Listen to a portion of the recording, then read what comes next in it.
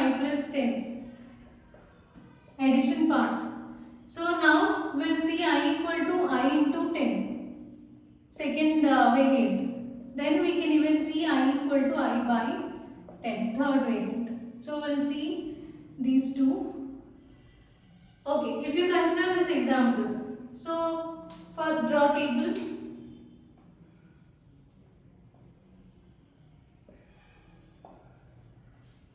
And this is nothing but iterations of I and values of I. So divide, so you need to take multiple iterations till k. Fine. So during when I value is equal to 1, that is the first case, right? So during iteration 1, I value is 1. During iteration 2, so during iteration 1, I equal to 1. During iteration 2, I value is multiplied by 10. So this is your previous value I, which is multiplied by 10, which gives you 10.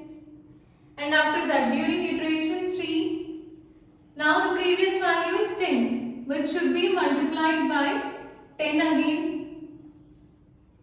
So which gives you 100. During iteration 4, the previous I value is 100. That should be multiplied with 10. That is nothing but 1000, and so on. Repeat this till k. So k can be represented as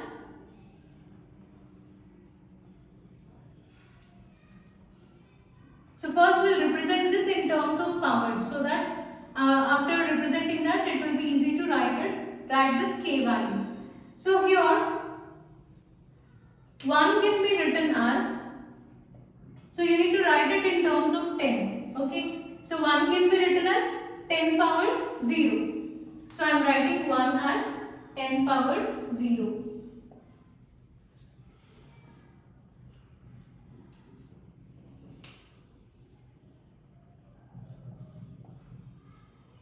Next, 1 into 10. We got 10 here. So 10 can be represented as, during iteration 2, 10 can be represented as 10 power 1. During iteration 3, we got 100. 100, how to represent 100 in terms of 10? That is nothing but 10 cube. So during iteration 3, we got 100, which is represented as 10 square. And during iteration 4, here I value is 1000. So 1000, how to represent 1000 in terms of 10? That is nothing but 10 cube, and so on. So if you observe this again, during 4th iteration we got power as 3.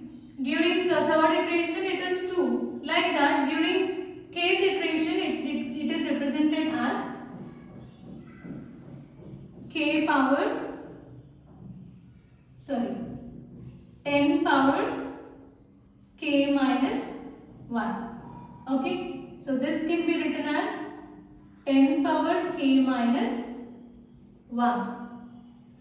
So which is nothing but your n value. So here this loop will be executed until I value is equal to n. So I can take this iteration value as n, k equal to n. So how to write this? So here after writing this, it can be written as k minus 1 equal to log n to the base 10. Okay, and k is equal to log n to the base 10 plus 1. So this log n to the base 10 plus 1, it can be written as time complexity for that is big O of log n. So final time complexity equal to big O of log n.